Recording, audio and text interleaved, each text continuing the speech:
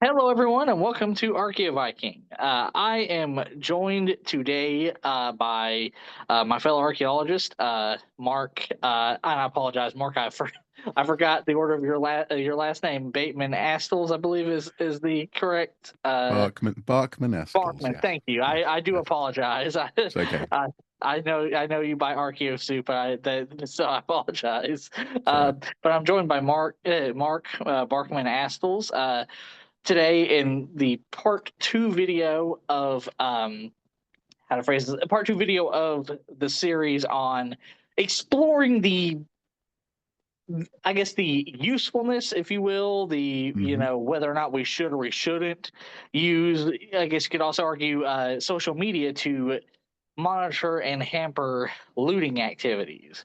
Now, Mm. to be fair, where I'm coming from is from a U.S. standpoint, where our law, due to the United States' laws, are archaeology is a little weird, has little weird gray zones, such as private property, which is not an issue that is in anywhere in the EU to my knowledge. Of course, Mark can feel free to correct me Mm-hmm. if I'm wrong, but in the EU or the UK to my knowledge.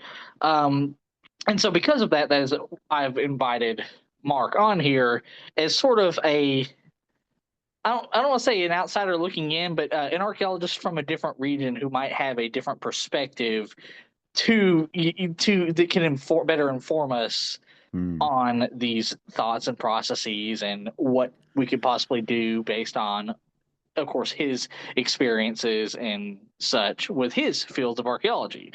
Mm. So with that in mind, one of the first questions we have that because we're going to follow the same basic structure of the last video, one of the first questions is, what constitutes archaeological looting? Of course, Mark and I both know what that is, but Mm-hmm. unfortunately, a lot of people over the years have tried to equate looting to, like, say, oh, somebody's stealing a TV after in a riot, from a store or something, which is Mm. not the same thing. Mm. So, Mm. Mark, if you want to give your thoughts on what is archaeological looting.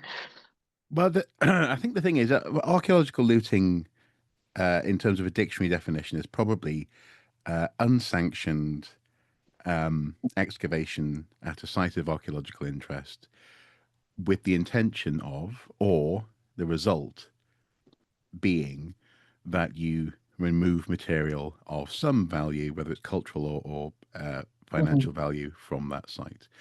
And Yeah. there's no, therefore, the implication being that there's no record, there's no desire to Mhm. record what's happened, and the loss is to the landowner or to the state, but also as Yeah. well it is to knowledge because, Yeah. for example, one of the places that I have the most sort of pain when I visit Mhm. is a place on Stonegate in York, which is an antiquities dealership, but their Yeah. entire opening lobby area is just cabinets of material from Greece, from Ireland, from Uh, from the UK and elsewhere, which has been, they have to take a sort of a nominal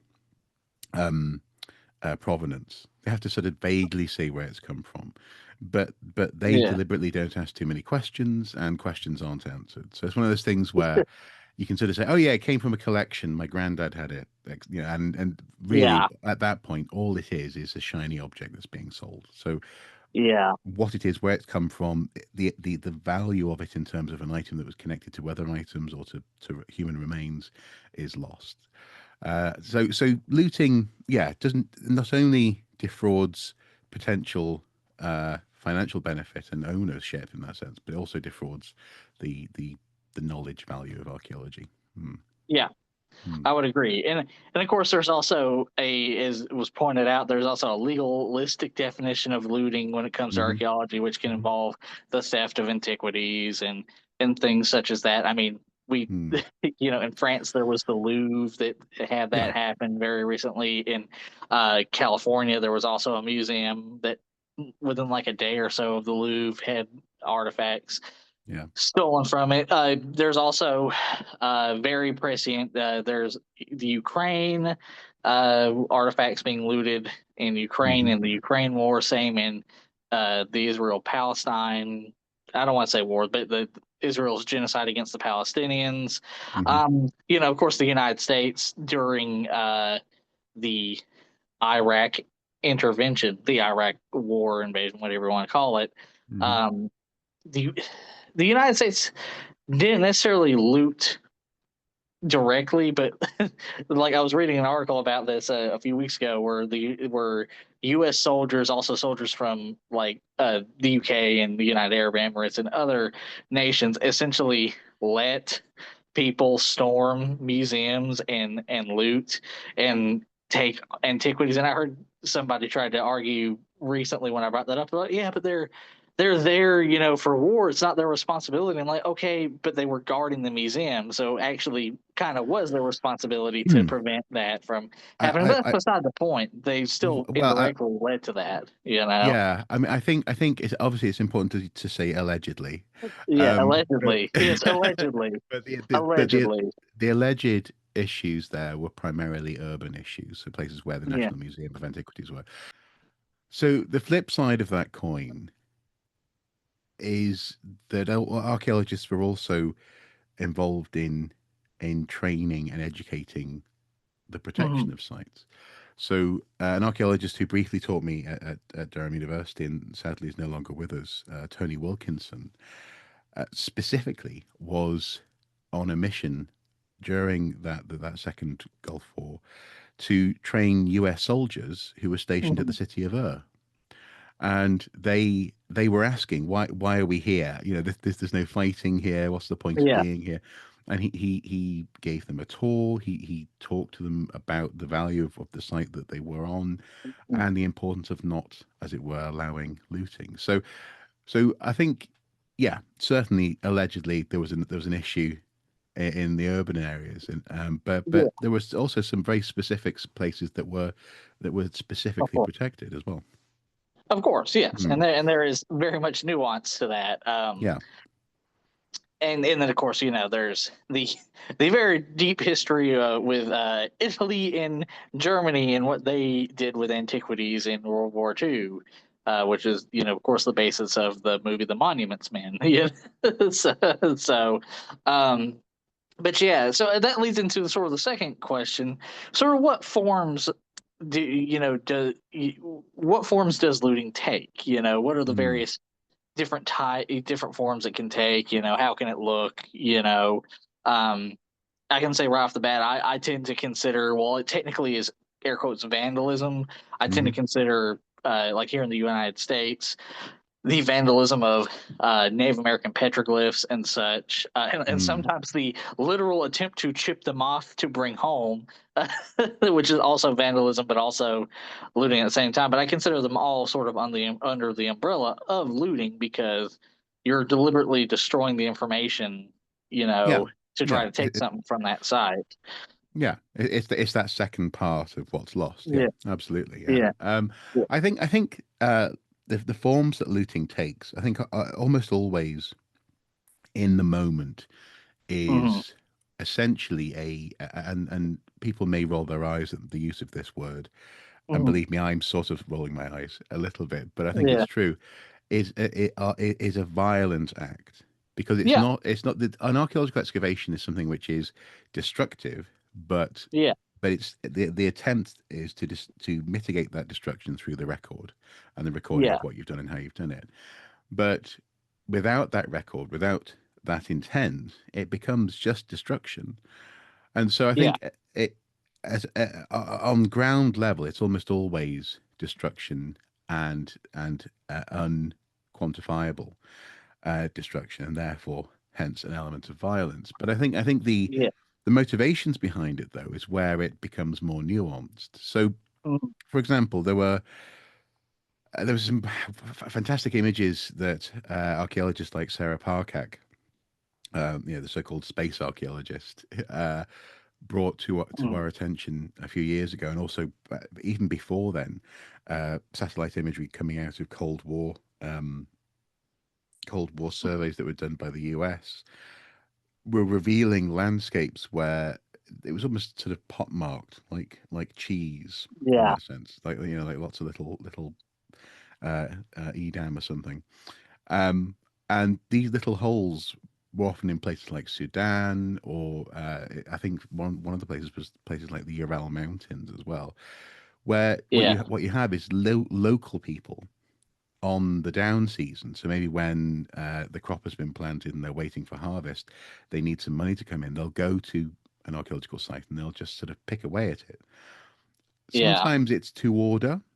Sometimes, though, it's just speculative, and hence so many holes in the ground because not all of them will produce something that's worthwhile to them, yeah, worthwhile taking to market.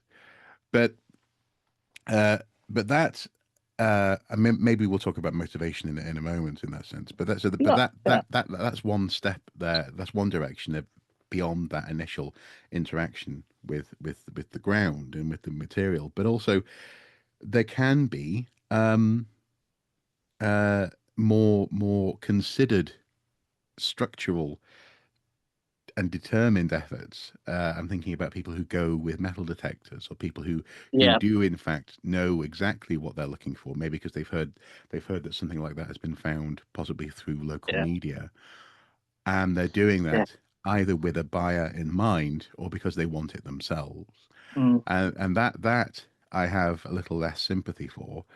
Uh, but also as well, I think that can often result in far more almost like a surgical yeah, destruction. So one of the things that you often find in sites in the UK where so-called night hawking has occurred is you'll find people have gone out with little almost like garden shovels, but sometimes with a sort of a very harsh angle. So you can find these little squares, basically plugs taken out of the ground in order to get at mm, whatever has given them the detector signal. Um, so I think the forms that it takes is always destructive, but yeah, I think that the you can get a sense of the motivations and the reasons for this destruction from the yeah, context. And ironically enough, this it's an archaeological approach, isn't it? You're finding yourself going, okay, well, let's understand yeah, this new context, yeah, yeah. this Well, destruction layer, yeah, yeah. Um, and yeah, and but that's I mean, funny what? because Go on, yeah. as I said, it's funny because one of the guests last night, that's something he's been doing for years. Hmm. In our state, Kentucky, which has like a large national park, Daniel Boone National Forest, and that's a lot. He's like almost all of those sites are looted, so Hmm. he goes in there and sort of tries to recover as much context from that, and sort of like, okay, well, what does this look like, and things like Hmm. that. So Hmm. it's funny, Hmm. similar ideas, Yeah. different nations, you know. There's also an interesting sort of natural version of that that sometimes occurs Mhm. around here, and that's in places where you cannot dig, and because it's next to say a monument like Hadrian's Wall, Yeah, it's very difficult to go and do looting. Sometimes what yeah, you'll find actually is that creatures like moles actually push stuff up out of the ground, and so you have a similar effect where yeah, these little holes have appeared and these and stuff is sort of you know and but yeah, there's an opportunity there, as you say, to sort of understand why is this hole here, and is there an archaeological context that can be understood from that? So yeah, there's a yeah, yeah. Are they looting? No, I don't suppose they're looting. They're just yeah, yeah. interfering. Yeah, exactly. Yeah. Yeah, and oh boy, moles. Moles are the bane of it. I think every archaeologist's existence. There have Hey, if been you many. can't dig there, moles are your friend. If you Yeah, can't dig there, exactly. yeah. Yeah, But yeah, I know what you mean. Yeah. exactly.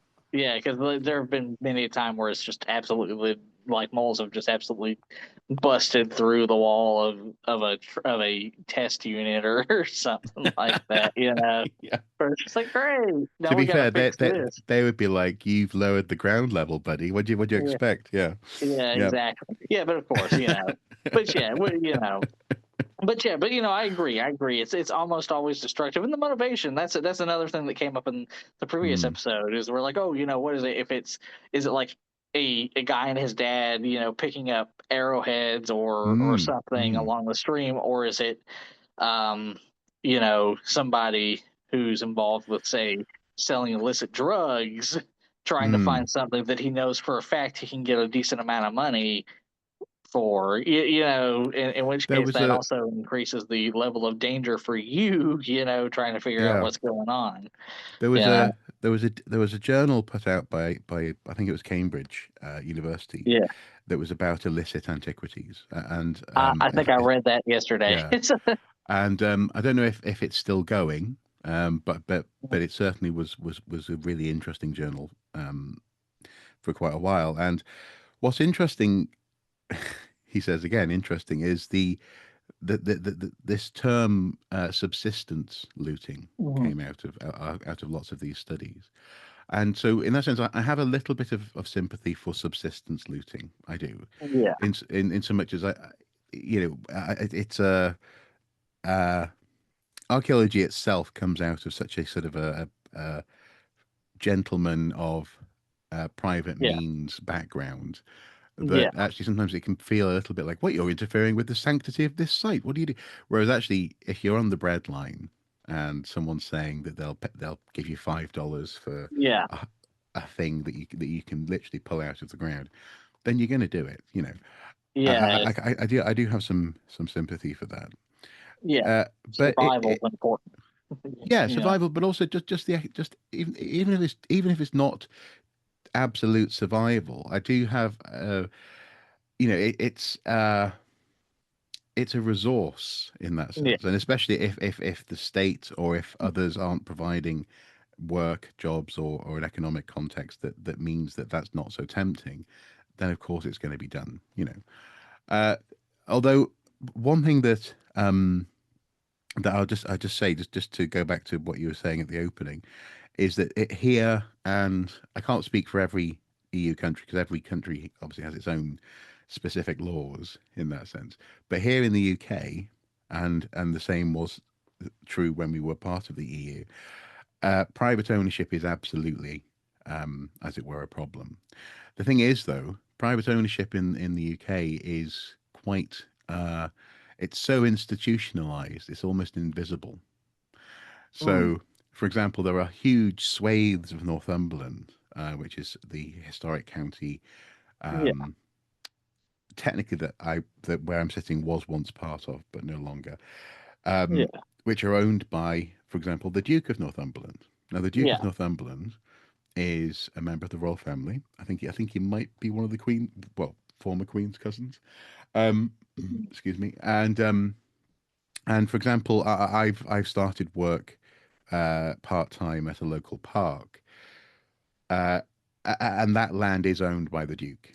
And it's fascinating to learn that. And there were other instances, like there are big buildings in town in Newcastle in the city, uh, which recently went up for sale by the Crown Estate. It's owned by the yeah, monarch.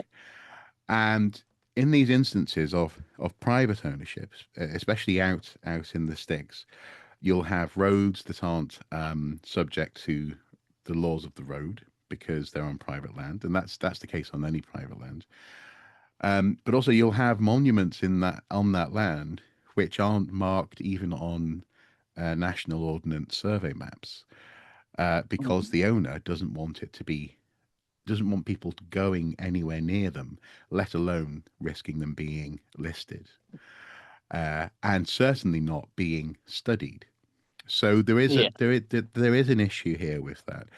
Where land isn't publicly owned, we do have, I mm, would say, an excellent listing system, and we yeah, do have, I think, broadly speaking, a population in England, Wales, Scotland, and Northern Ireland who are accustomed to heritage on their doorstep and heritage which they can make an argument for being protected, yeah, being protected. So, on the one hand, I think we do quite well, but on the other hand, we absolutely have a problem with private ownership. But then again, you could say that problem is so ingrained in the structure of UK society that it's almost, I don't blame people for not noticing it because yeah, it's deliberately not obvious because frankly they learned from the French Revolution they don't want people getting yeah, angry and chopping off heads. Yeah, exactly. Yeah. Yeah. Mm, Yeah. And I would say that of course that's a little bit slightly different because private land is so ubiquitous here in the US. mm, Anyone mm, like, oh, it's my ranch, it's my farm, it's my, mm, small little cabin in the woods, mm, that mm. it's anything private property is just like you have to always archaeologists in the US we have to be very aware of property boundaries and such as we're out on survey. Yeah, and it's built into the Yeah, language, isn't it? People will say, "What a yeah, lovely property you have here," yeah, won't they? exactly. Yeah, Yeah, that yeah, kind of thing. Yeah. Hmm. yeah, Yeah. exactly. And some landowners are, this is a little bit of an aside, but some landowners are very welcoming, and some are just absolutely just, the typical pull out a shotgun and get off my land kind of Hmm. kind of Hmm. person, Hmm. which of course is not something that happens in the UK, obviously, because that's more of a US stereotype, Well, but again, if you uh, get the wrong farmer, that's fair. Yeah. there are actually so I'm from North Wales, and so that there were farms near to me as a Mhm. kid where there was definitely a public right of way. There was a pathway that Yeah. went through a field, but the farmer didn't like that, so they would Uh, put like rusty cars and stuff in the way, and sometimes they would shoot at people. So yeah. that's one of the few constituents in the UK that regularly do have guns is farmers, and Yeah. That makes sometimes sense. they will send a warning shot. Yeah, Yeah. yeah, Like, and that makes sense. Yeah, yeah. so, yeah, and that's all very interesting because obviously I was not aware of really any of this Hmm. because obviously I've never once lived in the UK, so how would I know? But I think that's all very important things to point out. Mm, Which also brings to the next sort of question, sort of a broad question, but like what are some of the traditional ways that archaeologists, have combated looting or attempted to hamper it and mm, things like that? mm, Of course, to be fair, as with the last night's thing, we were like, well, usually it's just like we try to say, hey, please don't do this, and we educate the public, and that's generally what it eventually essentially amounts to, and also, notifying the authorities who may or may not be. Uh, Too busy or underfunded to to actually mm, do that, mm, but yeah, so like what are some ways in the UK and Europe broadly, of course you would know more of the UK, but Europe broadly, that looting activities are hampered, monitored, stopped, mm. what have you. I know that, for example, in Italy, in Greece, and I suspect other places Mhm. like Spain, um, there are strong law, well, strongly worded, strongly intended laws against Yeah, any looting. So yeah, you can't metal detect, you can't dig, you can't do anything on property which is, uh, as it were, listed, or certainly which is known to be a yeah, historic site. Uh, Obviously, though, that doesn't work because yeah, that a lot of that stuff happens anyway. And as I was saying earlier, some of that material will end up in shops, for example, in yeah, York. And actually, that pipeline going from a site in Tuscany to a medieval city in northern England is very well trodden, and it's one yeah, which is so well trodden that no one even thinks about it. In that sense, it's not prosecuted, it's not pursued. It's just, oh well, it's been lost. yeah, I think I know that colleagues in other countries, in both in Europe, in the EU within Europe, and not within the EU within Europe, look to Britain, or rather the UK, with a bit of a wry smile and a raised eyebrow, uh, because of what I would consider to be something which has had success and could be increasingly successful, and that is the so-called portable antiquities scheme. Mhm. Have you heard about this? No, I have not. No? Okay. Yeah, So the PAS is a system which attempts to acknowledge that metal detectorists are going to metal detect. yeah, Looters are gonna loot, if you want to put it that way. And what it says is, okay, everything that's found of it used to just be with precious metal content, but recently also of cultural value uh, on on land, and all land is owned by someone, whether it's a local landowner or whatever. Um, Mm. uh, should be reported to the local coroner. Yes, that the coroner, i.e., the person who also deals with mysterious deaths Yeah. and logging deaths, Mm. because it's part of what used to be known as treasure trove law. So the Mm. idea is that potentially what's been found is valuable, and that value may well go to the landowner. It may well go to, if it's connected with a crime or with a known owner who left it there, that'll be investigated. But then that was modified into this sort of portable antiquity scheme, or augmented with it by saying, what we'll do is acknowledge your claim, we'll acknowledge the landowner's claim. So often, for example, say a metal detectorist, Mm. or maybe a group of metal detectorists will say to a farmer, look, if I go onto your field here and I find something, we'll split it 50-50. Is that okay? And the landowner, the farmer, will go, yeah, sure, that's fine. So that's the relationship. Yeah. And the PAS sort of acknowledges this often, handshake agreement, and says, okay, well, we will send your find to be valued. More often than not, it's by committee, um, a committee that's connected to the British Museum. Don't raise your eyebrows at that, because they No. just happen to be at the British Museum. Yeah. It's No, not, it's all yeah, right. yeah. Well, I And mean, to be fair, in the U.S., the Smithsonian has the exact same yeah, reputation as yeah, the British Museum. So, I yeah, mean, exactly, yeah, yeah, yeah. And that valuation then will lead to a sort of setting an expectation, which will allow local museums to bid for that material, so that it's not lost to the private market. It doesn't go, perhaps even into a black yeah, market. It can be saved for a local museum, for a national museum, so on and so forth. yeah, In that sense, at the very least, there's a record of it and where it yeah, was found. At the very least, if it's not able to be sold, there are complications. Sometimes you'll get third parties, auction houses will come in and say, "Oh, yeah. the PAS, they undervalue everything. We can get you at least three times that Of course, at our auction house." And sometimes it falls through, and material ends up being auctioned off anyway privately. But this system has been quite successful. I think it recently celebrated, I think, was it 25 years? And mm, there's a whole series of stats, tens of yeah, thousands of items have been recorded that otherwise would have been lost, and so on and so forth. It is a very good way of mitigating the problem. yeah, The downside is, and this is where I say that European colleagues, sorry, other European colleagues, of course, we're European here as well.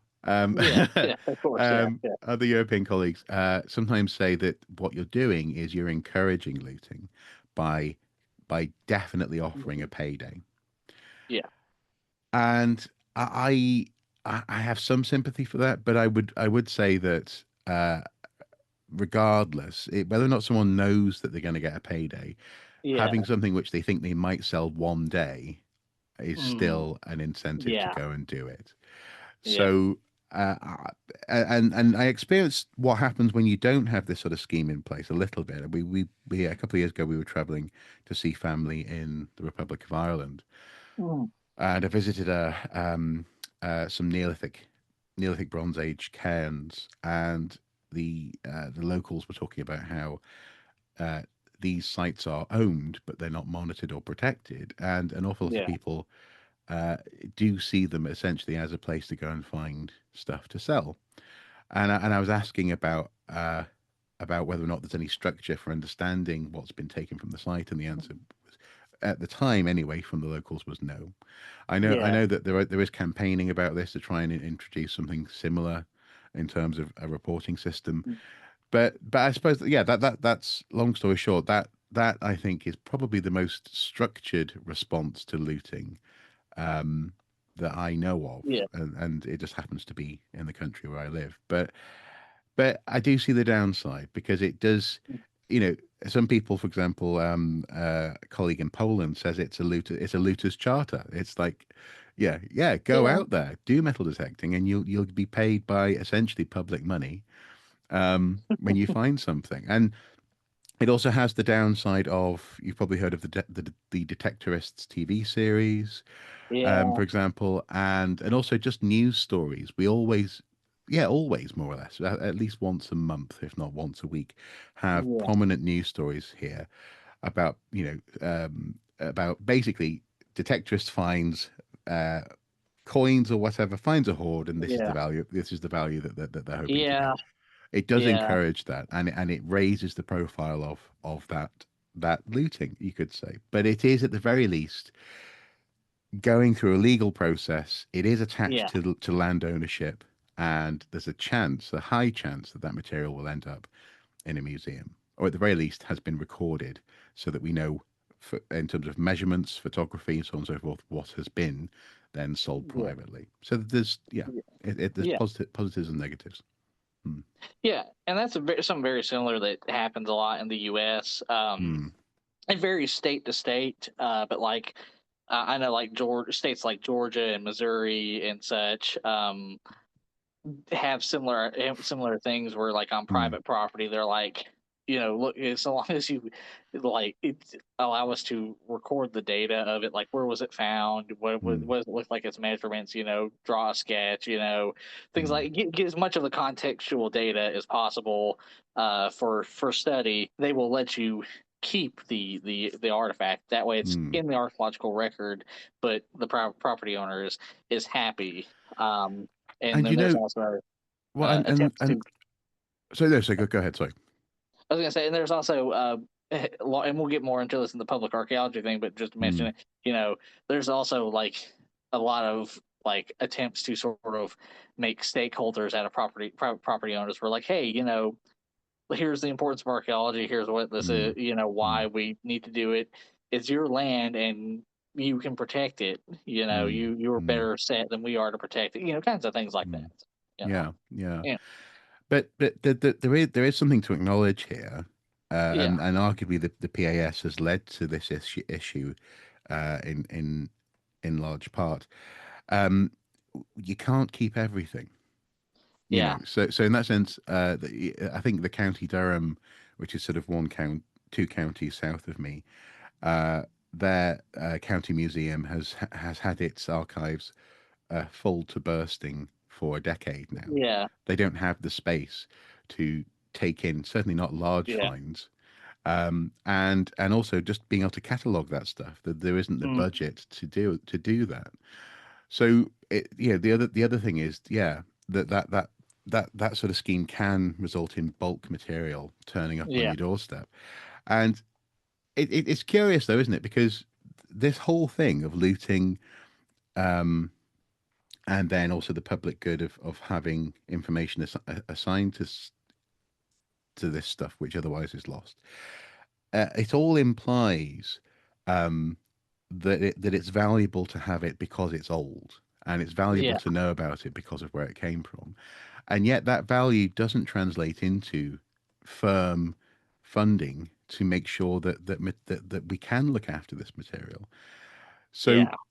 part of me sort of wonders whether or not, uh, th- some sort of reform would be good, whereby perhaps there's sort of almost maybe communal ownership of artifacts. Yeah. Maybe, in a neighborhood, you can have stuff that for 6 months at a time is in different people's houses, you Yeah. know, and you look at it, it's a talking point, but then next month you're going to get something else, and almost like a community museum, acknowledging Yeah. that you cannot have all this in a cupboard somewhere. Um, Yeah.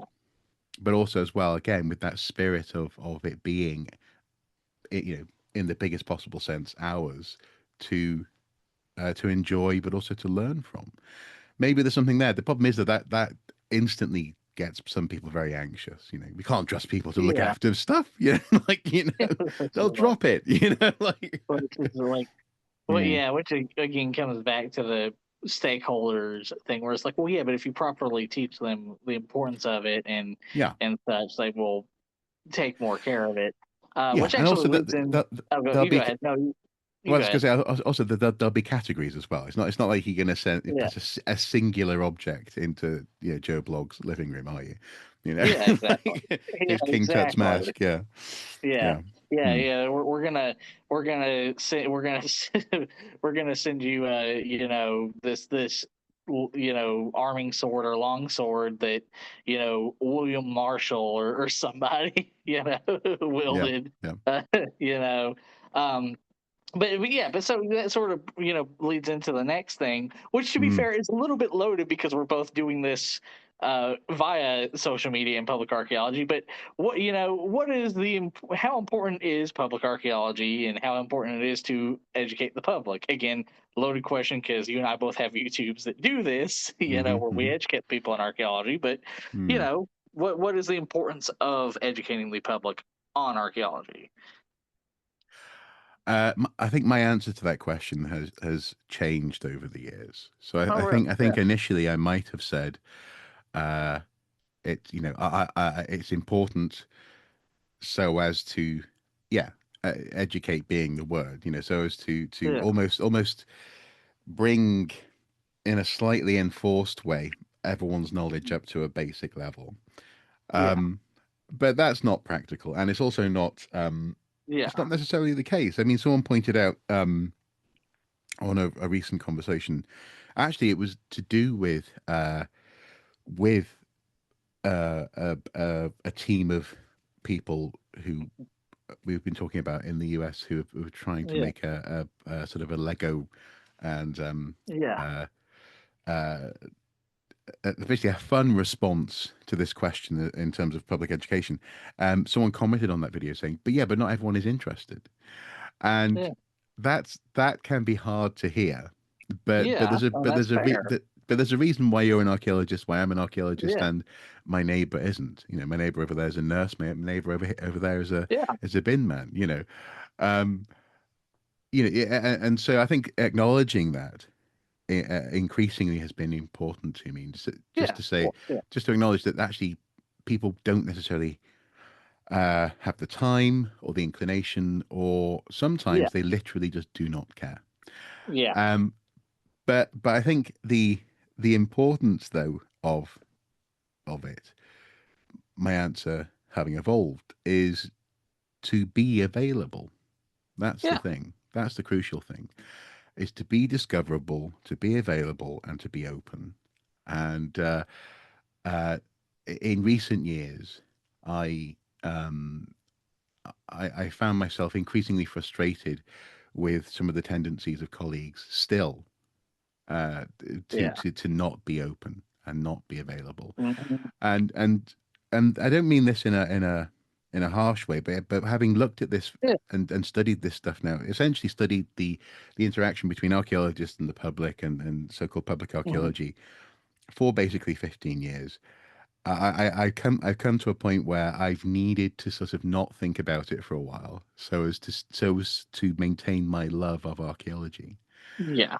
Uh, and it's interesting how um yeah, how, as it were, how little the needle has moved generally speaking, in terms of lots of colleagues talking to the public. I think actually there is something different happening. I think in the past few years, there are far more people on TikTok, individuals who are Yeah. talking about archaeology. There are far more people on YouTube Mhm. talking about archaeology. The short format and the vertical format has opened this up tremendously. So actually, Yeah. I have hope and faith in Yeah.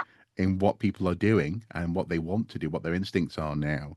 But I think um, so long as they can also hold on to this idea that the importance of it is to be available, Yeah. then I think they'll be fine. Uh, but yeah, it's interesting how um, drama can come about in the most unlikely of ways, just because people basically feel a desire to sort of have a sense of ownership personally over Yeah. whether it's their research or a particular artifact that they discovered or something that they feel as though is their intellectual property, which may well legally be true, Mhm. but the spirit, I would say, of doing archaeology is for the benefit of Yeah. of society. It's not just so that you can go, I'm the person who knows about this particular type of, of cheese that comes from that part of the, like, it's great that you can be the person who writes the book. Well done. But if no one reads the book, what's the point of it? That's Yeah, ultimately what I'm getting exactly. at. Yeah. Um, so yeah, it's I don't know if that's answered your question, as No, it were. I think that Um, fits very well. I think that's very much the importance, and that also sort of leads into not like a main talking point, but leads into a talking point that I and early archaeologists over the years have brought up is the the idea that perhaps making academic articles mm, more verbally accessible to the general public is important because there's like somebody I one of an archaeologist on TikTok. She was reading, and she's an archaeologist, but she was reading an hmm academic paper, and it said a word called peripatetic. And so she was like, What the hell is that?" And she looked it up, and it was like, "Oh, individuals who transiently move between one place or the I forget the exact definition, but something along those lines." And she's like, "Really?" So like, she's like, "You could have put any other word, matic, migratory, yeah, et cetera, et cetera." And a couple of people were like, "Yeah, but it's a very specific term." And she's like, "Yeah, but it has words that are analogous enough that you could put it in there. Sometimes you can be too specific on what you're yeah, talking about to where yeah, nobody knows what you're talking about, even people who are other archaeologists." And hmm I think hmm that, is part of the problem, not the whole problem, but part of the problem why a lot of the public who's like buy into pseudoscience, buy into it so much is even when they can access academic articles that aren't behind a paywall, it's using language that they don't understand. Well, You yeah, and that's an interesting point, and so which is one of the first things I was taught as an undergrad, know? was when writing an essay, and then later on when writing a Yeah. paper or whatever, uh, you should use language which anyone can read and understand. Yeah. You should avoid jargon as much as possible. And even though so for example, in a couple of instances, I knew I was writing for, probably the person in the country who you'd want to ask about this thing. Yeah. I was writing this essay for them. You have to write it as though the audience does not know what you're talking about. Yeah. And if you can do that, then you also demonstrate that you know what you're talking about, because you don't have to fall back on Yeah. long words. You don't have to confuse people and bedazzle them. You can just tell them why, look at this cool thing, isn't what this is, why this is Yeah. cool. So yeah, I think there's something interesting there, definitely. But also, um this relationship with the public, this desire of so many people to know more, and as you say, Yeah. hopefully, if access was increased, and things like language was improved, access would be easier.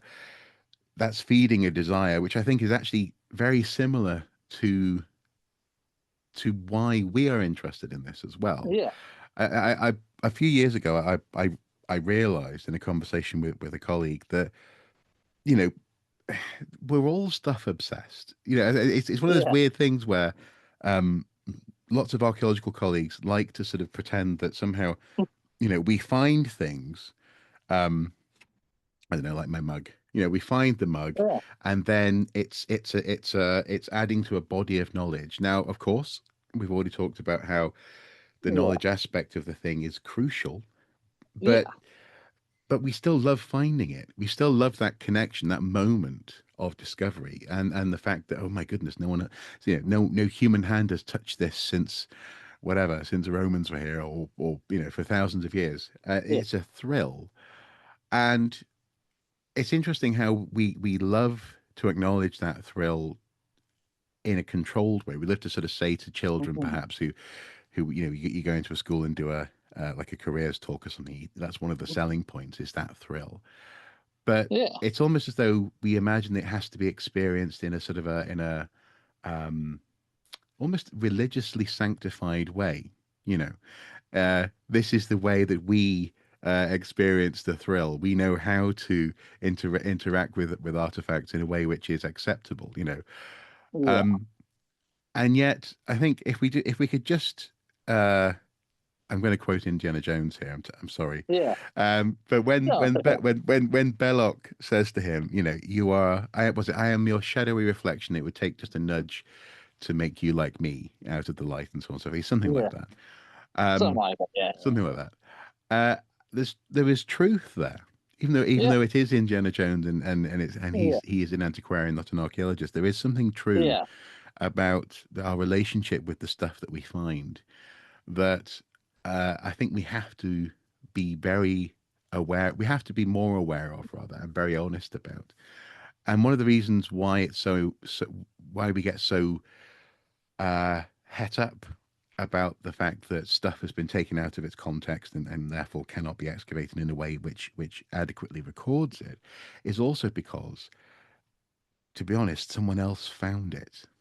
Yeah. You know, it's a very human thing, and I think at the at that yeah, that simple starting point, and that's not to say, just to be clear, that's not to say that the critique that lots of metal detectorists in particular level at archaeologists, that we are jealous, is true.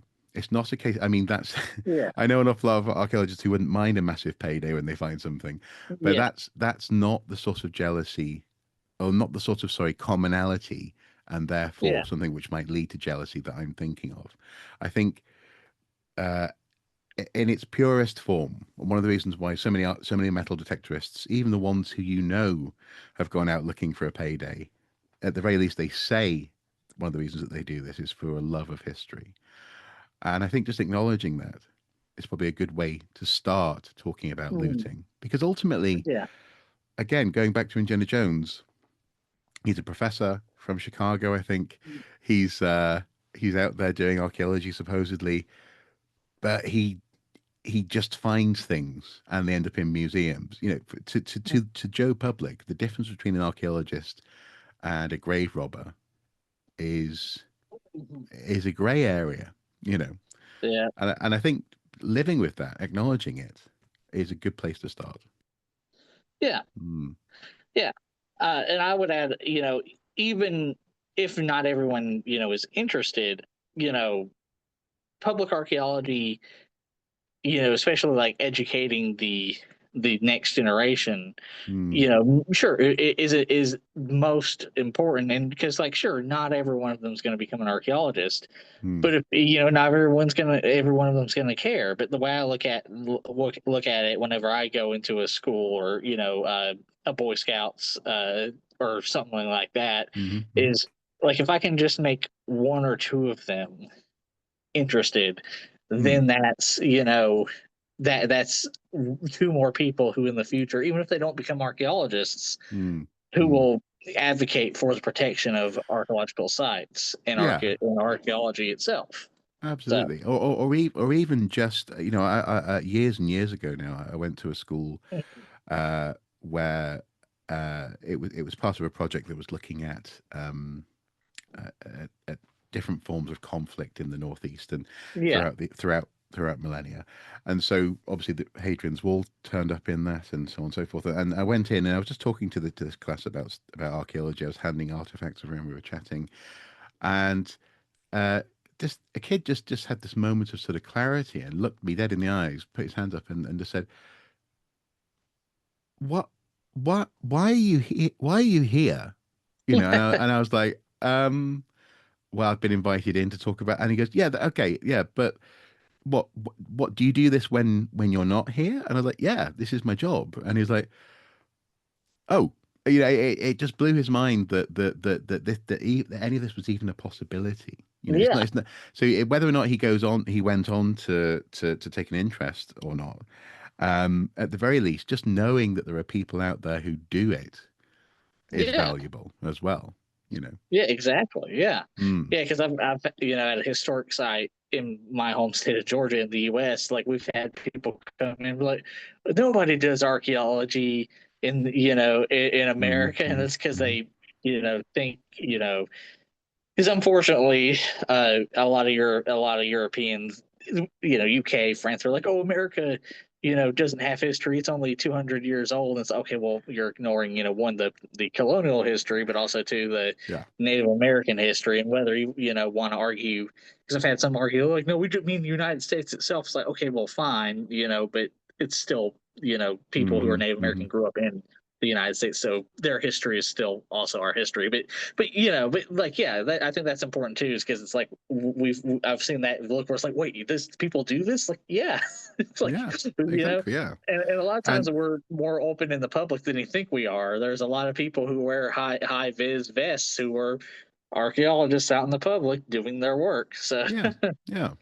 And I think honestly, I think the best archaeologists and not yeah, that's not to say are doing high vis work all the time, yeah, but they are open to being talked to by the public.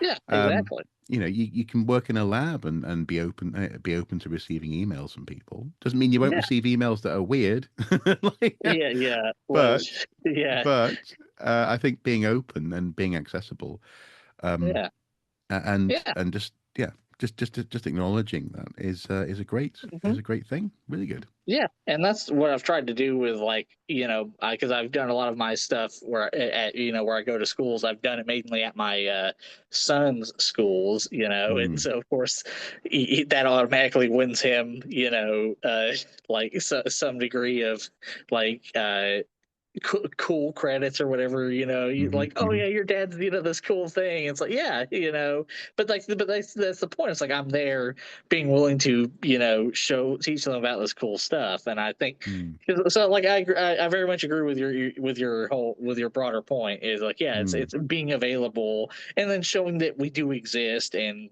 mm. giving the potential, like, even if they don't want to become it, they know it exists, and they can have some degree of interest in it, even if they don't eventually come in and join it. Yeah. Which actually brings into sort of the broader point of this video. Public archaeology in a form is using social media to monitor and hamper looting activities. So, real Mm, quick, before I get your opinions on this, which of course you know, to be fair, we've been mutuals for a while now, so already know your opinions on it. But for to play devil's advocate here, before I get your opinions on it, describe for the people watching sort of generally what I do, that of course Mark here has seen on TikTok over the years, where it's like generally what I and other archaeologists like ArchaeoWolf, mm, longtime collaborator Morgan Kinney and I do, is when we see people who tend to film themselves looting archaeological sites, when we see mm, that, we, one, confront them and say, hey, that's not right. And two, while we're at the same time, while we're doing that, we notify the pertinent authorities mm, uh, about what's going on. We mm, notify the Native American, the Tribal Historic Preservation Office is what we call TIPO, or the State Historic Preservation Office, which SHPO, because of course we're like, we're not going to say the whole thing, always. mhm, mhm, We're just going to call it TIPO or SHPO, but we notify them. If they're doing it on federal land, we notify the federal authorities, and things like that. And of course, again, like, it's all built upon the background of, like, we have a video there saying, hey, this is incorrect, this is why it's wrong, this is mm, what it damages. Here's, if you're interested in it, here's how you can participate without damaging it. mm, And it's worked. It worked for a large, for about, for a decent amount of time. There was about a year span where, I don't, of course, they didn't stop, but they at the very least went quiet and stopped advertising their activities. And of course, mhm, the pertinent authorities were still very much aware, and these people were and still are now on the radar, which is also mm, an important point out, that I pointed out in the last video, and I've over the past couple of years, in having conversations with colleagues, brought up and about this, is like, this is not a silver bullet to kill the werewolf that is looting. It's just mm, another tool in our toolbox mm, that a lot of archaeologists are increasingly doing, but they're still not enough to necessarily, completely move the needle in the other direction. mm, Because again, mm, it's never going to go away. They're going to find other means. They're going to go quiet and such.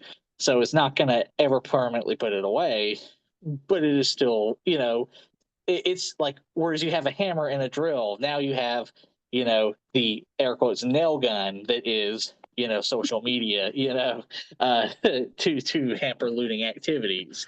Yeah. Like, so Mark, of course, again, knowing that I already know your yours and every other archaeologist's opinions on TikTok about this, what are your opinions, on the usefulness of social media to, again, imperfectly, albeit imperfectly, but still, hamper looting activities. Hmm. So Unfortunately, I'm not sure how successful it can yeah, be. yeah, Uh, and that's fair. yeah, and the main reason I say that is, well, first of all, I think Morgan and yourself, you both do a great job, but also Morgan at times has also pointed out that he's sometimes contacted by people who just literally just pick something up and just go, oh, what's this? And Yeah, then they, I think he once described someone who then tried their best to put it back where they found it and couldn't remember. So that there are that again, there's like a weird human reality that yeah, I think some people think archaeologists are trying to deny that people just pick stuff up. You know, yeah. um, I don't think archaeologists are trying to deny that, but No, it's interesting how somehow there's this sense of yeah, there's a again, it's almost religious, yeah, this sort of sanctified way of doing it, picking stuff up and yeah, not picking stuff. But the reason why I say I'm not sure it has uh, or does work is that unfortunately TikTok itself often has dedicated, especially here in the yeah, UK, dedicated metal detectoring live streams, and that's and fair. and the algorithm can't really differentiate um, between my interest in history and whether or not I would want to see someone Yeah, doing this. They're often quite cynical. They'll be always looking down, not showing you the landscape horizon, not telling you exactly where they are, which I think often indicates that either they have a claim or an agreement with the landowner that they want to keep mhm, private, or they may in fact be there without permission. And uh, and so I don't. For my part, I would say that trying to hamper looting is often very difficult. And while I have been tempted, I've even taken screenshots in the past of some of these live streams. I've never really acted upon it because, first of all, there's an awful lot of effort that I have to go into trying to find out where that person might have yeah, been. But also, as well, I'd much rather be doing as I've just been as we've just been talking about, really, be doing the work of being available and making it yeah, clear that there are other ways of interacting with this material and hopefully providing the context for viewers of that. Because in that sense, the person doing it and an awful lot of people watching it are going to be fall into that category of do not care. I'm here yeah, and yeah, yeah, sure, they'll talk the talk. They'll say, oh, look, I found this cool coin. Here's the date on it, and so on and so forth. But it's about the accumulation of stuff, and it's yeah. about hopefully getting a payday. Um, but I and I don't know if this is an answer that in that sense you Oh, no, wanted or it's that you fine. expected from No, me. no, it's no. Um, It's but the point of these conversations to get a diverse view of thoughts yeah, on the matter. Yeah. So but I just feel as though uh, my interaction, especially on with TikTok, has been one of I have to just accept that that's going to happen. yeah, And yeah. that's not to condone it. It's not to, Oh, yeah, and if there was ever an opportunity to have the sort of interactions that you and Morgan describe, I would engage with that. I yeah, would, but stressing out and indeed seeking to use this as a monitoring tool in so many instances that I've witnessed would take up so much of your time, so much almost like yeah, an investigative team would be required. yeah. That time could be better spent making something that's wholesome or educational or Hmm. so on and so forth. Um, but I do agree. I do agree that where possible, there is an opportunity here in that sense, especially if people are essentially broadcasting crimes. Like, Yeah. there's an Yeah, opportunity to exactly. track that, and especially again, as you say, if you're talking about, in your case, federal land, or if you're talking about, Mhm. places that a material that should not be interfered with, definitely it's an Yeah. opportunity. Yeah. Absolutely. But Yeah. um, I suppose that what I would say to anyone who's thinking of doing public archaeology is that you shouldn't think that you are responsible for acting upon that opportunity. No, and yeah, yeah, and something that I would say also is that safety is important because we have had the safety is paramount because we've had colleagues who did do this and then they Mm, got the term is doxed. Their yeah, identities were leaked and things like that, and they had yeah. to either private their accounts or sort of uh I don't want to say go incognito, but they sort of stopped being as public facing.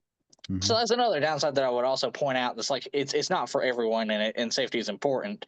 And all of your critiques and your concerns are very much valid, and that's why it's also not it's a lot of times it's become where we don't even like actually like address them in video anymore. We just shoot it Mm, on the way to the authorities and move on. mm, But mm. also, as you say, they're when we have tried to talk to them, a lot of times they're like, we don't care, or I've heard it's a stupid law, I'm going to break it anyway. Yeah, yeah. Kind of things like that. And Mm, at that point, there's no point in arguing with that person. It's mm, exactly wasting our time, and it's that's why a collaboration has happened over the years where it's like we can't do everything, and we have to sort of work together. And then also we have our own jobs, so we mm, sometimes mm. things are going to fall through the crack. And that's so yeah, all of your concerns are, I think, very much valid. And I will say, to be fair, the US and the UK are we focus more on the US, so of course we don't tend to see what happens in the UK. That's probably an Mm, algorithm thing. mhm. um but but they also do that as well. Actually, I can't say that because a lot of times in the US they actually do advertise their GPS location, and so we're just like, oh, Wow. we know where you are. So they sort of they're of course not all of them, but a lot of them are not very discreet or bright. Yeah. So I mean, for example, one Saturday morning, I was recommended a live yeah, of a chap who was somewhere with a metal detector. They had also a detecting rod as well, and they had their shovel, a sort of fold out, almost like a trench digging tool. yeah, And people were saying, have you found anything yet? And he was just sort of describing, oh yeah, I found some yeah. barbed wire, I found this, found that. Um, and then someone said to us, "So where are you?" And he goes, "Oh, I'm not going to tell you that, mate. What I will say is that I'm west of the A1. So a road that's hundreds of miles long west of it. Okay, great. It's a knowing wink and a nudge. They Yeah, and I think um, it just to add some teeth to my slightly gummy answer that I yeah, gave you. yeah, I would say that there is an issue within that community.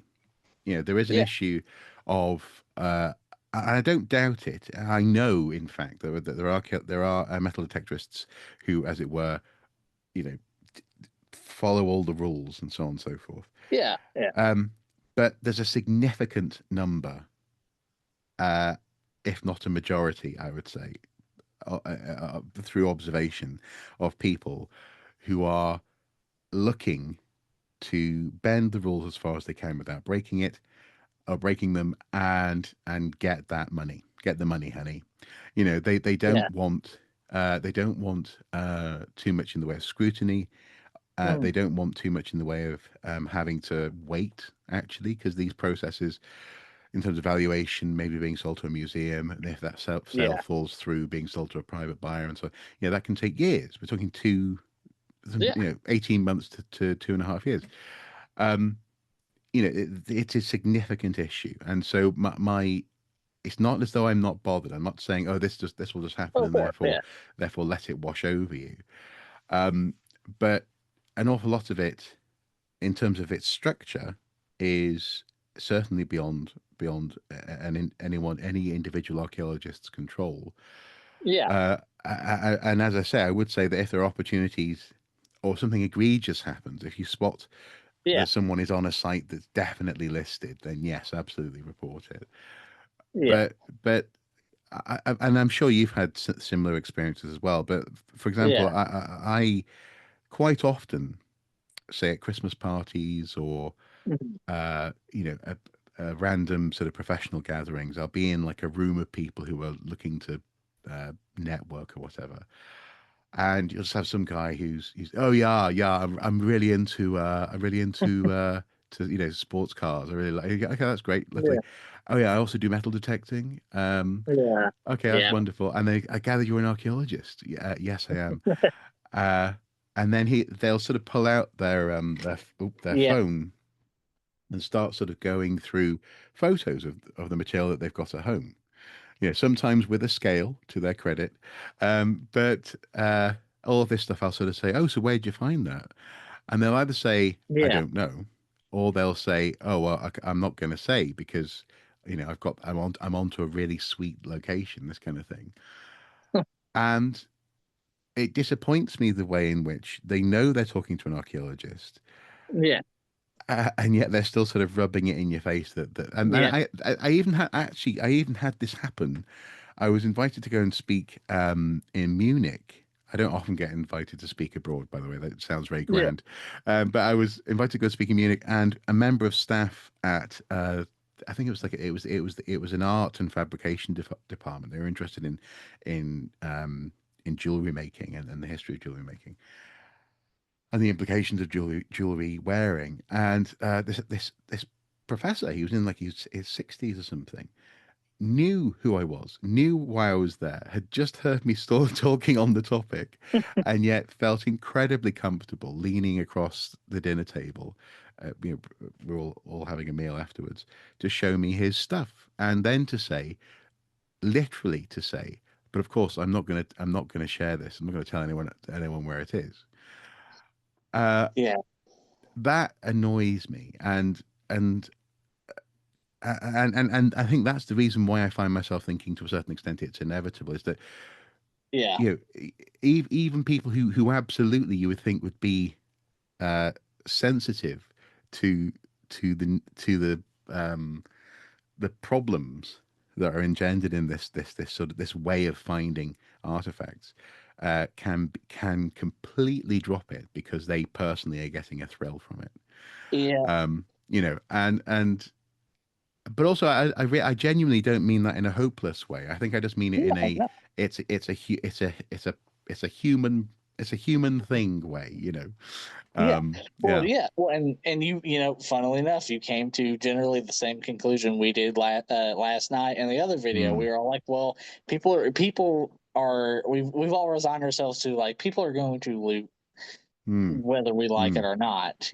mm, We just it's just what finding ways to one educate the public, especially the youth, but also find stakeholders because again, stakeholders is a very important thing.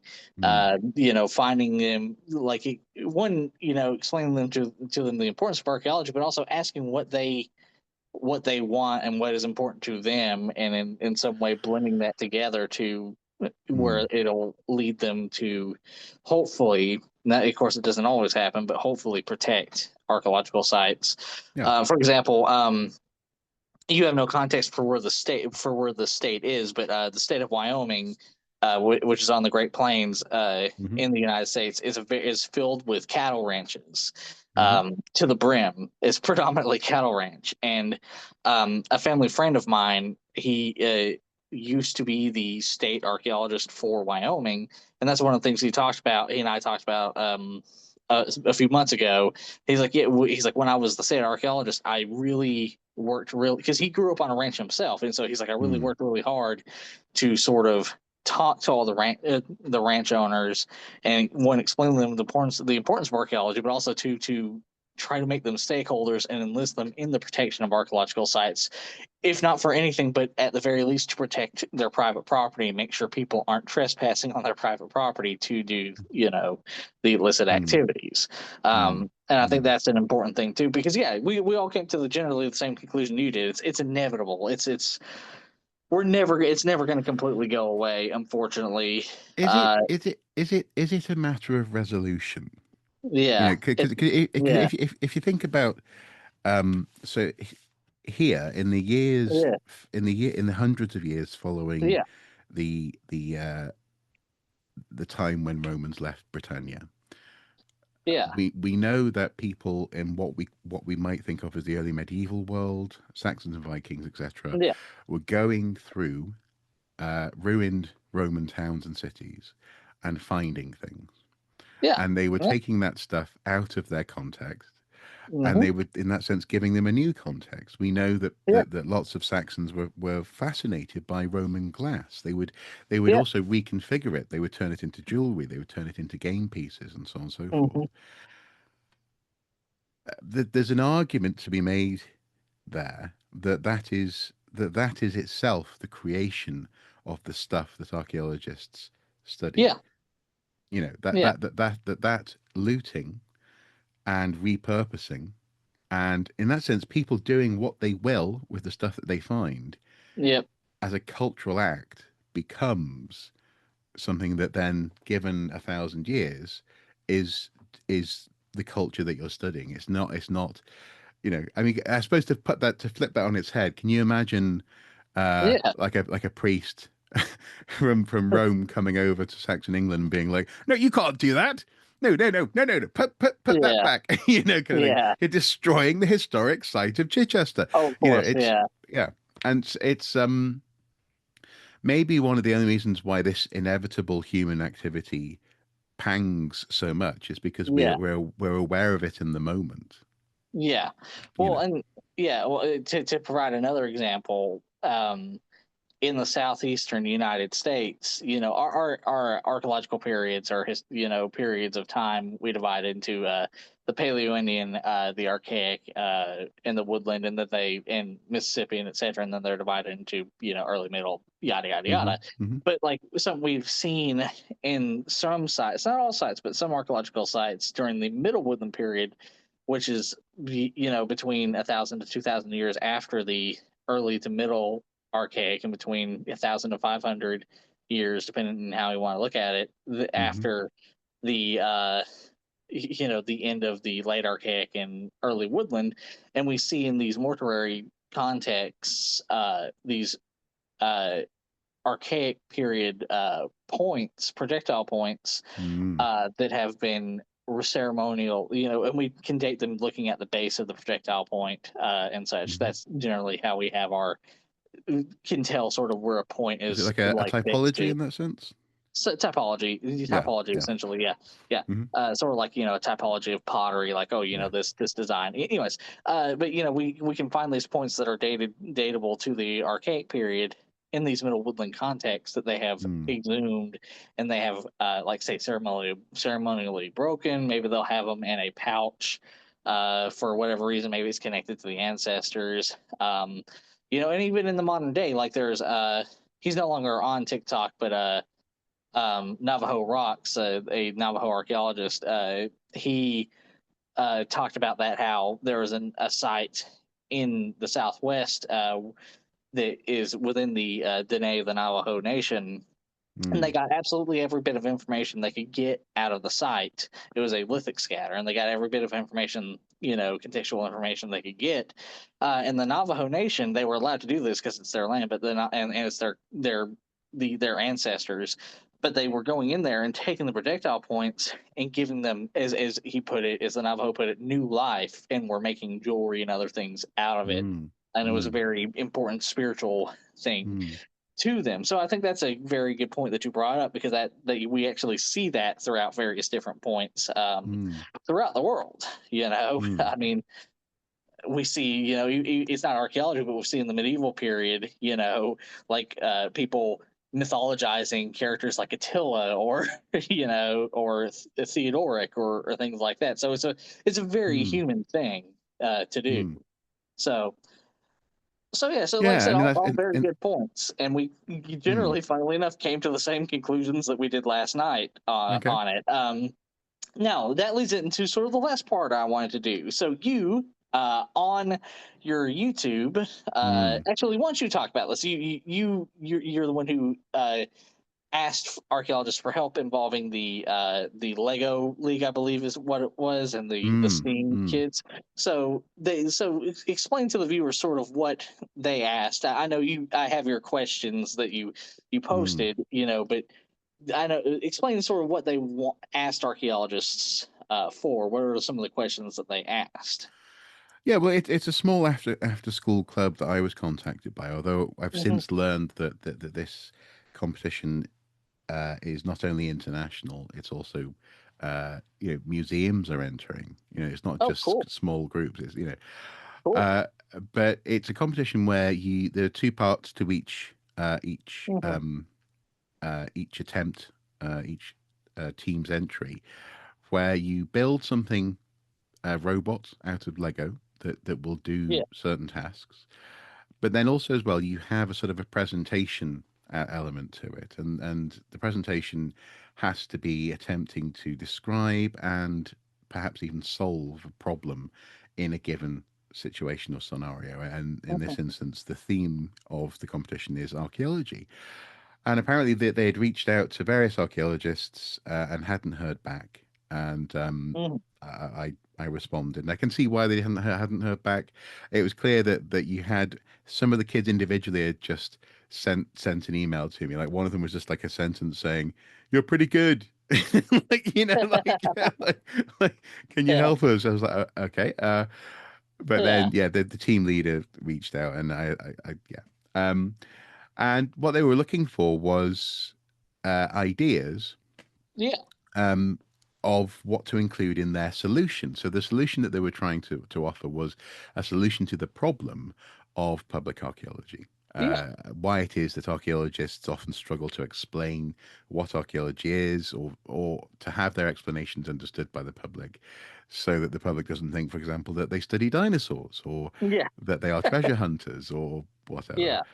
And I didn't want to just tell them my perspective, and this is one of the Yeah. Of reasons why, course. Yeah. obviously, you've highlighted, the need to have uh, the conversation that you had yesterday and today to get as broad an answer as possible. And I suggested that it would be a good idea for people to suggest artifacts and things that might go into essentially a box that that they are proposing could be made, that would be mailed to people who want to learn about archaeology, Yeah. and in it would be an artifact of the week, maybe an information sheet, maybe a profile on an archaeologist from history, or something like that.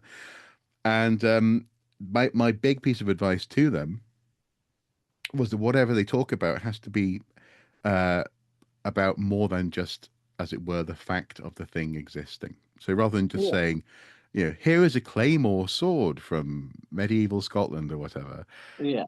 actually finding an instance of that sword or that artifact that has a broader story, whether it's connected to other artifacts around it that were discovered, whether it's connected to a person in history, something that underscores the value of finding things beyond simply their value monetarily or their interest value. And Yeah. so far, it seems as though we've had a few responses, a few interesting comments have come back, and I'm going to be collating them and sending them over to the school this Yeah. week, actually, Of to the course. Yeah. um, and it's just lovely to see, actually, and it's been it's been amazing to see. So someone that I reached out to in Norway said that their local museum has entered the competition, and Oh, that's cool. they're also seeking to get Yeah. advice. So yeah, it's cool. And uh, I think one of the things that really struck me though was that it's nice to see that not just archaeologists are tackling this sort of issue, Yeah. you know, because actually an awful lot of the answers that an awful lot of archaeologists have come up with so far have been academicized.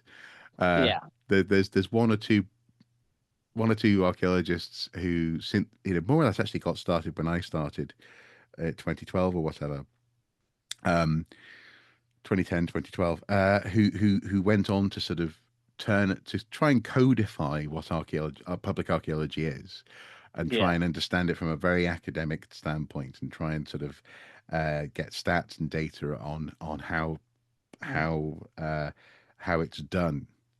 Whereas actually, I think the value of public archaeology should always have been, and I think is at its best, in just having these conversations, Yeah. just a basic conversation with and being, again, we come back to my thing, being open, being available, being accessible, Yeah. and uh, and not seeking to get a book out of it, Yeah. Exactly. that's the thing, that is it, and so I don't know how ultimately how helpful or how useful uh Mhm. I will be to them, but so Yeah. far, I think at the very least I've given them some ideas to apply to whatever they then come Yeah. across, Well, and hopefully yeah. we'll be able to send more ideas over as well. Yeah. Yeah, and that's sort of my intention with this, because I know, like, remind me what the questions that you had. It was like a favorite archaeological fact, artifact, place, or person. Was that, I believe? Yeah, yeah, exactly. Yeah. Yeah, so it's more or Oh, less what's your favorite, and yeah. in answering what your favorite is, you're basically also just saying, you're inviting people over. You're sort of Yeah. saying, come again, Exactly. look at this cool thing. This is why it's cool. Yeah. You know. Well, and with that in mind, I'm going to share my screen because I want to share sort of my broad favorites. There's going to be a few different pictures I show, but my broad Hmm. favorites, they're all connected in the same thing. See your photo. Okay. Do. There we go. Yep. So can you see my picture here? Yeah, Clovis. Yeah. Okay, so my favorite um artifacts, it's an artifact class, and what it is lithics. Lithics is the most one of the two most common artifact types in the world, or among the Hmm. most common. The other being ceramics. And so one thing I want to point out, and when, by the way, hi kids, watching this. But one thing I want to point out is that, well, a lot of people, when they look at, lithics, when they look at, say, a Clovis point like you see here, they tend to, and to be fair, this is a replica. All these things I'm showing are replicas. I paid for them to be made. But but when you look at something like a projectile point, a lot of people tend to think, oh, well, this is a nice sharp point or a nice pretty point. And sure, they are. Clovis point, for example, are oftentimes considered the epitome of lithic technology because of just how difficult they are to make. But what is Mm. important, really important about lithics is the stories that they can tell, is, Mm. how they can inform you about the human past and the human condition. Like, for example, Clovis. While now Clovis is no longer thought to be the first group of the ancestors of Native Americans who came into the Americas, because there are pre-Clovis sites.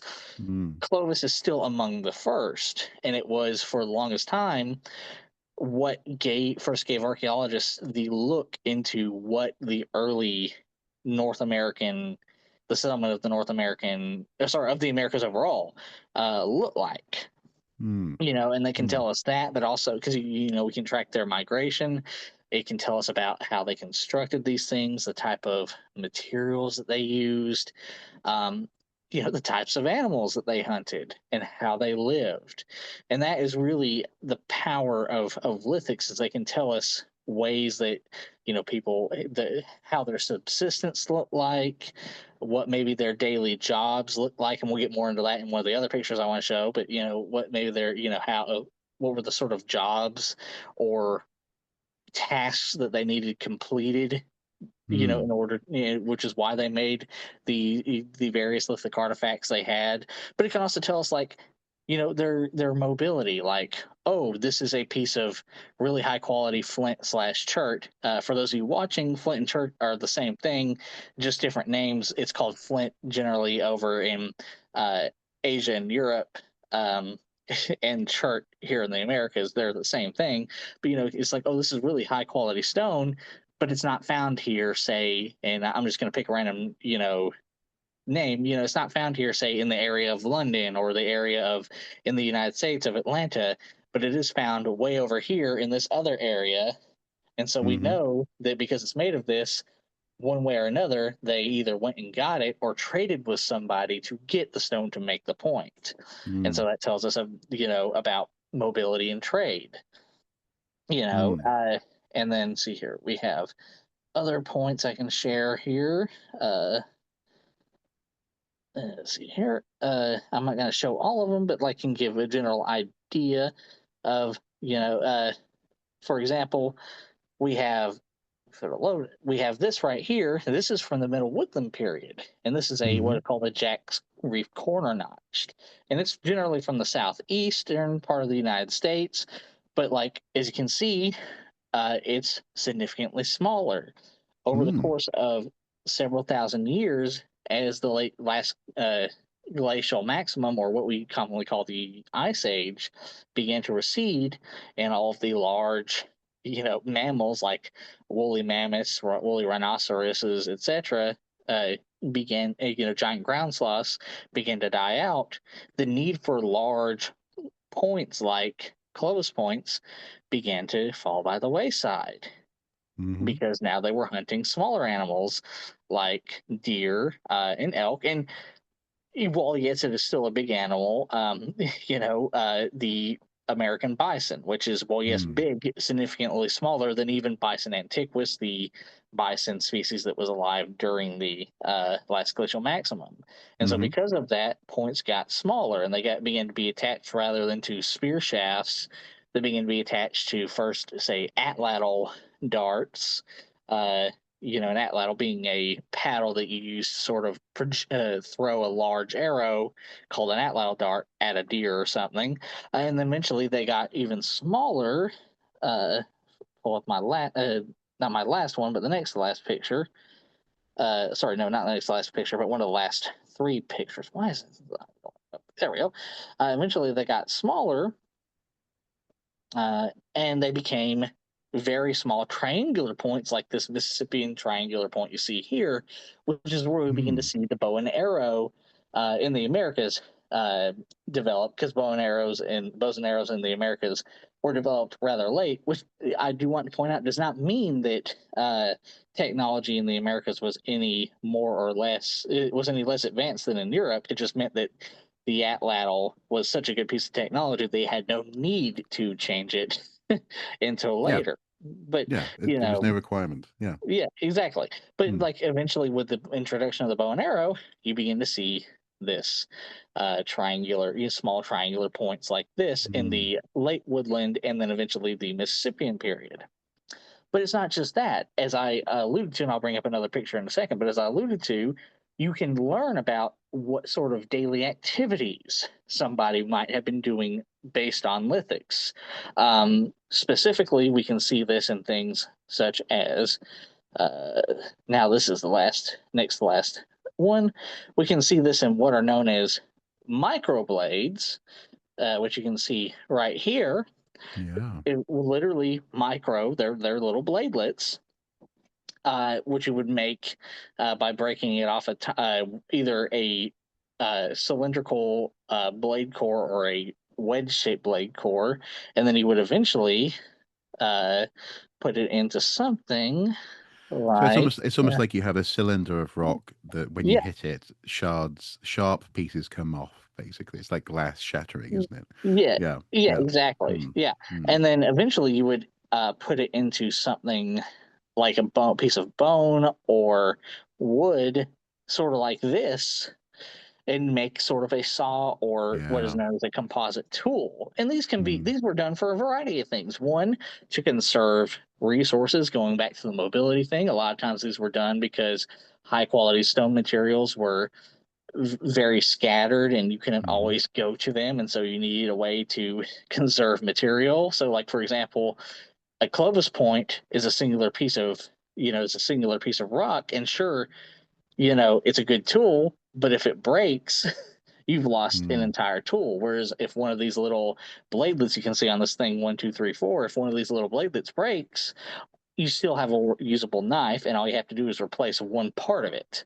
Mm. And so that's one thing. And so it's to conserve resources. But also, there have been archaeological studies done showing that these were very good at carving up, say, rawhide or leather or other things, fur, to create winter clothing, warm, Mm. high quality, warm winter clothing in the late glacial maximum, and especially Mm. in East Asia, where microblades were really predominant. I know microblades existed in Europe as well, but Hmm. really Hmm. the sort of big cultural center of microblade technology is in Northeast Asia, Siberia, Mongolia, the northern parts of China, and Japan and the Koreas. Mm. What is the Korean Peninsula? So we can see these things, and be like, oh, it's a composite tool. Uh, Generally, nominally, they're sharper than bifaces, so you've got a better cutting tool that can easily cut through meat and again cut through leather to make better clothing. You Hmm. can conserve resources, any number of things, and that's the beauty of lithics. Is like whereas a lot of people see, oh, a pretty stone, if when keep it in its context, but if two, if you really dig into what it is and why it was made, you can learn so much about the human Mm. condition and the human history of humanity as a whole. And that's why I think lithic artifacts are my favorite artifact, um, Mm. in general. And there are other things I like. I have favorite archaeological places. Like I like Cahokia and Moundville, and there's too many to pick from. But in terms of artifact, it's always falls back on lithics, and that's because Hmm. it is one of those things that is the one of the oldest artifacts we can find in the human record, and it always Mm. tells us about the human condition and how we adapted and lived and what jobs we had, etc. Yeah, So and the crucial thing, and this applies to the European Mesolithic and as yeah, well, is that, well, through the Paleolithic, Mesolithic, Neolithic, is that at any given stage, these different identifiable stone tool technologies are always the best adapted response to the yeah, requirements of the environment that people are living in. hmm, It's not people making do. It's not people struggling. It's people making the best decision with the yeah, materials that they have. And in the case of what we call here microliths, small yeah, stones, literally, uh, they're also very, and presumably this must be similar for microblades, that they are yeah, very quickly reconfigurable as well. So you could make an yeah, arrowhead, you could make a spear, yeah. you could make They, a scraper, you could yeah, make a saw, just yeah, using these in yeah. different configurations. Yeah. Hmm. Yeah, in fact, in Northeast Asia, and also I said Northeast Asia, but also the Arctic of North America as Hmm. well is another big heartland. I've seen pictures of microblades that are just a singular microblade inset into a handle Hmm. that sort of look like, say, an X-Acto knife, using Yeah. it as sort of an X-Acto knife or a scalpel to carve through, things like that. But I've seen Hmm. pictures of arrows, all kinds of things. But yeah, exactly. They're very reconfigurable. They're very adaptable. They're very portable. All kinds of things that can tell you about how people were living and what they felt was important to the way they lived and to their daily Hmm. activities. Hmm. And so, And ultimately, what makes their yeah, lives easier? yeah, Yeah. exactly, Yeah. Yeah. exactly. Hmm. And Hmm. also what kind of environment they were living in. Hmm. What is this a tool that's better suited for, say, a cold dry environment? Is it a tool for a hot wet environment, a cold wet environment? Hmm. All kinds of things. A desert environment. These are the things that lithic artifacts, among other artifacts. I don't want to just say lithics are the only ones, but these are the things that lithic artifacts can tell us, Hmm. and it's just fascinating to me as somebody who's going to grad school for lithic study and lithic analysis.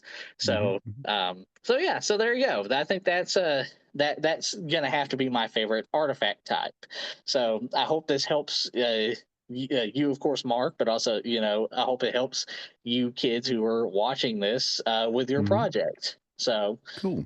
and with that, I think that's a good way to sort of end the video. Thank you, Mark, for coming on. Thank you for the discussion. I think, You're as very with the one welcome. last night, I think it was a very productive discussion, Hmm. and will very much, I think, help the broader conversation as a whole throughout the archaeological community. So, with that, Yeah. thank you again, Mark, for coming on. And I hope everyone has a good day. And remember to like, share, and subscribe.